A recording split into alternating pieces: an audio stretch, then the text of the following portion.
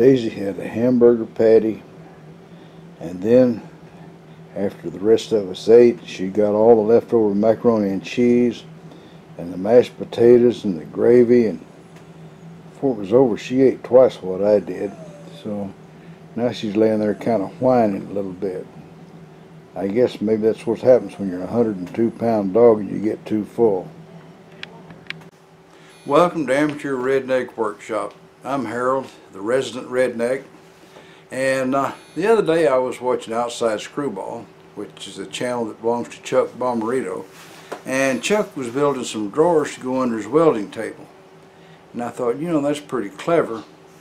I just happened to think of where I've got some spare room that you could put a drawer under. My lathe has got, you know, probably around 18 inches of space underneath the chip pan before you get down to the little shelf down there, and that'd be just right for a drawer or two. So I was thinking, well, what I'm going to do is I'm going to put one drawer under there, and if it works out and looks really nice, then we'll add another one to it. After all, you can do one, you can do two, right? So that's what today's video is going to be about.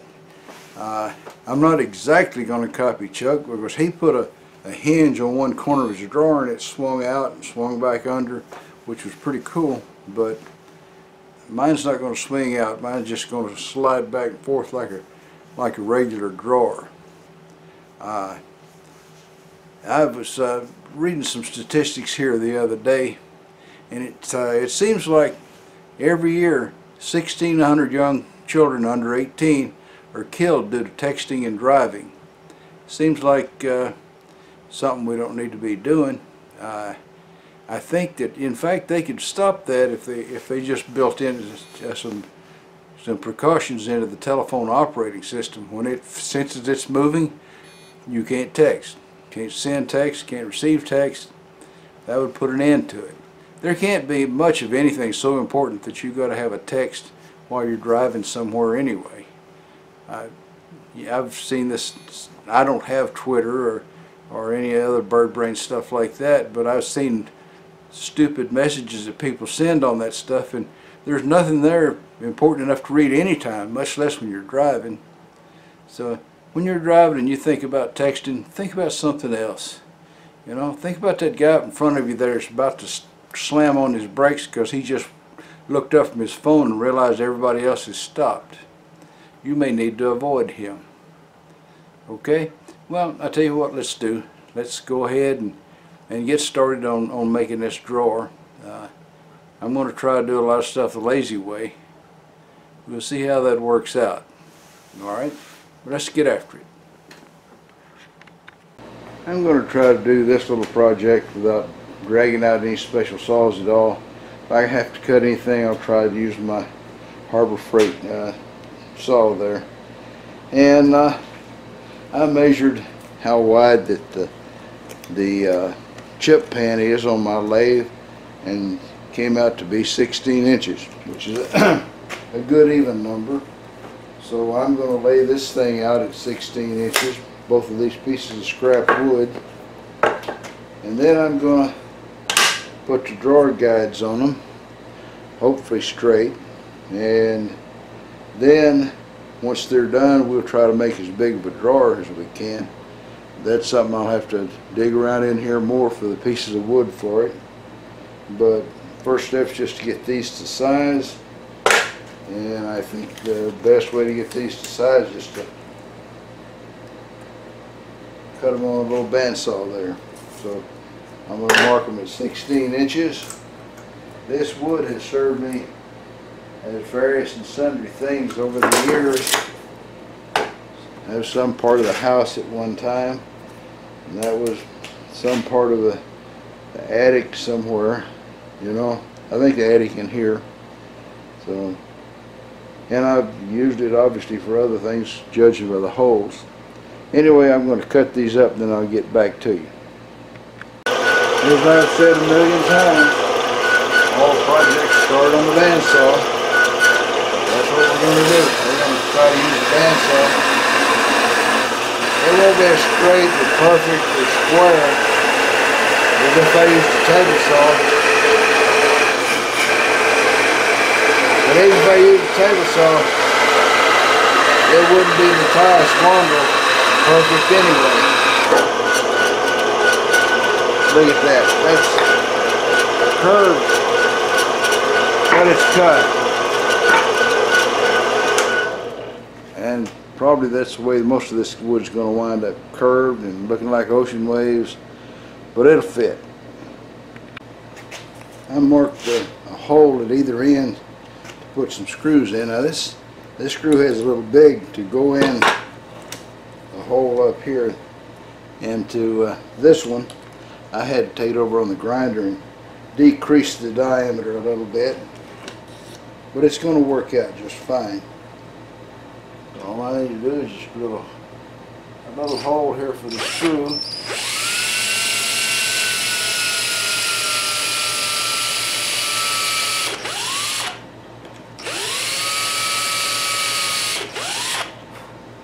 Now I think this piece is cedar and this piece is fir, neither of which are native to the sawmills of Texas.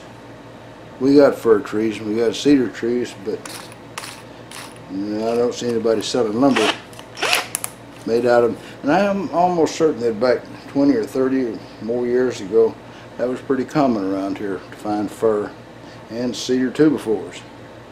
You don't find much of either one anymore. Alright, I got this much cut for the sides of the drawer. It's going to be a really big drawer, but it's not going to be hanging on one little thing in the corner. So I think it'll make it. Now if I can just get all the screws in it.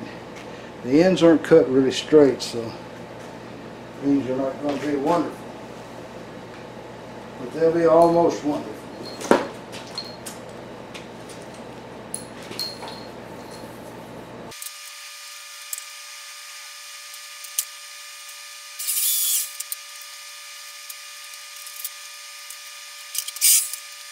Like that, and it's not going to be real pretty, I'm pretty sure of that, I can tell you, but it'll be put together, and once it's put together it'll be a drawer, so I'll just keep on with it.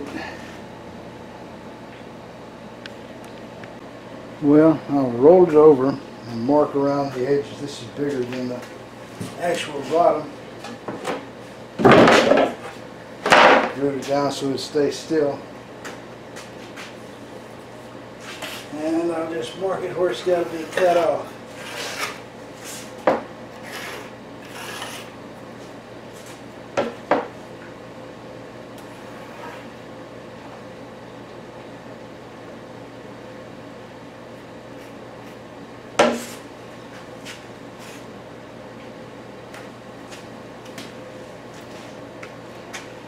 So once I've got that done, then I have to make sure I've fastened down the sides with the little drawer guides, and then I'll have to attach the drawer guides to this guy and see if he fits.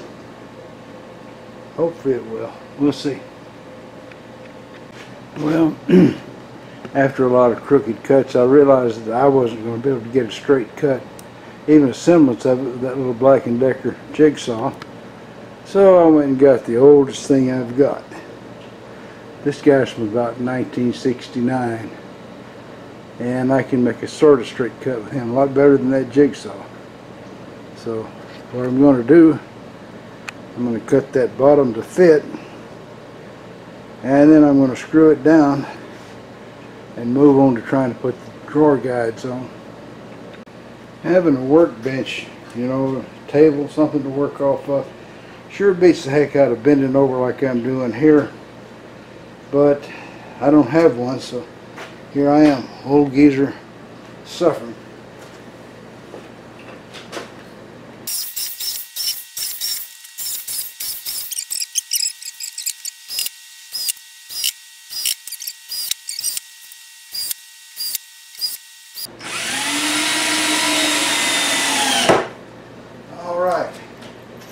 Next step. Whew. I'm glad to be at the end of that step. My acid indigestion is killing me. I gotta go get a tummy pill. don't know if you can see the writing right there or not. It says 26 3/4. I went over and I measured, and that was how wide the drawer was supposed to be. But that's not how wide it is. Oh man, now I gotta cut that drawer down a bit smaller. This is discouraging. Yuck. Alright, so here we are. The old geezer's made the drawer that much too wide. I don't know where my head was at, but obviously it wasn't working wherever it was. And I had it written down on a piece of wood there, and I just ignored it. So now I got to cut that thing off. I'm going to get the scale saw, actually Black & Decker, and I'm just going to cut right down through the surface there, and that'll take care of that part anyway. There's not much use me showing that, but I don't know, I might. One of the screws I put in the front part of it, I stripped out the threads inside of it, so taking it back out is going to be a rough job. Oh well. Yeah, I think if you got to work on the floor like this, you probably ought to, you know, if you don't have a table to work off, probably just give up this kind of work, you know. This is terribly uncomfortable on my knees.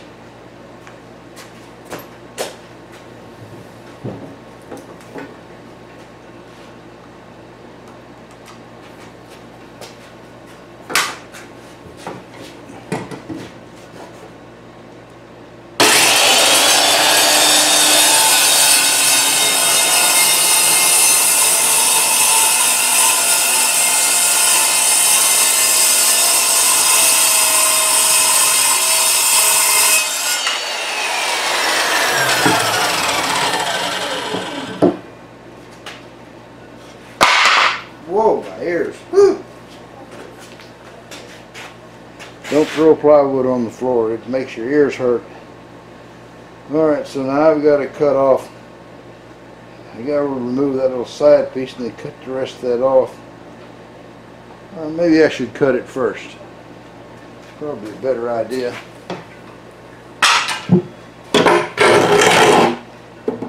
Yeah, I probably should cut through there first before I undo the screws.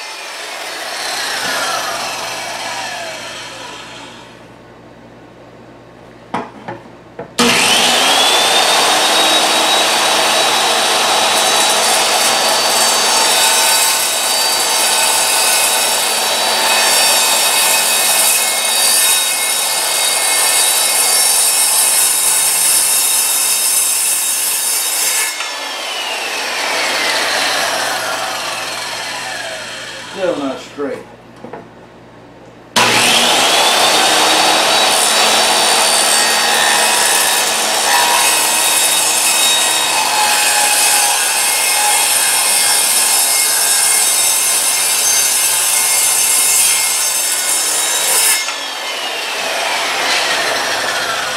Well, it took a lot of tries, but I finally cut it straight on the line.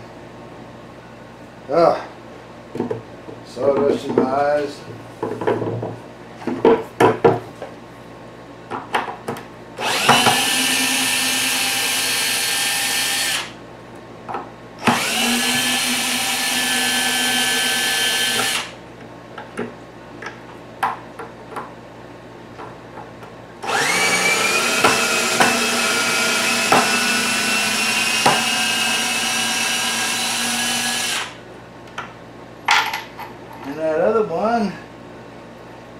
kind of screw. I'm making this out of stuff that I got, so there's a whole lot of variety in the screws and such. So I need to find a little adapter that fits that, like a little socket. I'll let you guys rest a little. Alright, so the end's cut off. Now got the side screw back down. I forgot to wake you guys up. Sorry about that. The only excuse I can say is I'm old.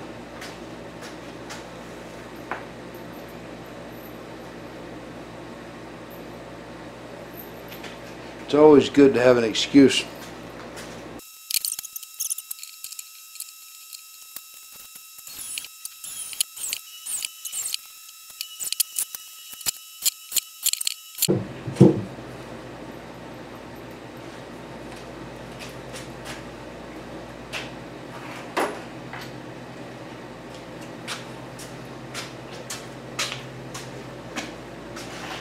Alright, so the drawer is down to the size it should be. I'm going to go over there and look at it, and I'll bring you guys along in a minute. Now this is indeed redneck engineering at its finest, and I got over here to start maybe screwing on these drawer guides, and I asked myself, well, what did I do all the other times that I screwed on drawer guides? And after thinking on it a bit, I realized this is all the other times that I've screwed on drawer guides. So we'll just have to wing it.